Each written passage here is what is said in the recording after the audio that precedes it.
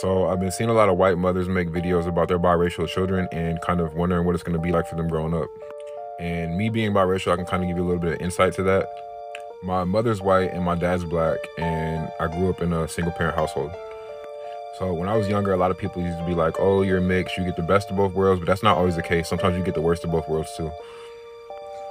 So for like my whole childhood, I grew up in a predominantly black neighborhood, and I had to fight and I got bullied a lot for being biracial. But it wasn't until I moved across the bridge to a predominantly white neighborhood that I encountered real racism. And all throughout middle school and throughout high school, I started getting in trouble because I started fighting, because I was getting called racial names and getting bullied for being mixed.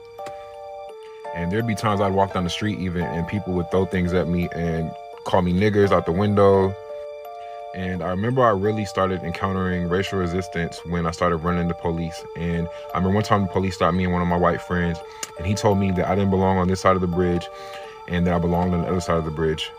And I also remember one time where me and one of my white friends snuck into a movie because we didn't have any money, and management caught us and called the police, and they let my white friend go, but I had to go to juvie. Those are just small, minor PG examples.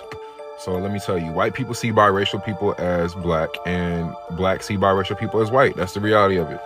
They can't really comprehend that there's a line down the middle, and we don't fit into either one of their worlds. So if you're a white mom and you have a mixed son, he's probably gonna grow up dating white women.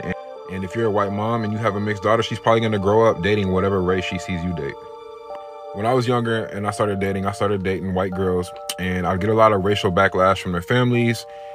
My girlfriends and I used to get harassed a lot by their families because they were dating me. And even my fiance even just recently got disowned by her family because they told her that when she was younger to never bring home a black guy, and yet we're engaged. I remember one day I went to go help my grandmother, my white grandmother, and she asked me, she's like, why don't you date your own race? And even my grandfather, he told me that once they found out that my mother was pregnant by a black guy, they were no longer going to allow her in the house, or they wouldn't allow him in the house. He even told me that they weren't going to allow me in the house because I was of mixed race. But that all changed once I was actually born. And even by my extended white family, I've got called a lot of racial slurs, got excluded from a lot of family events.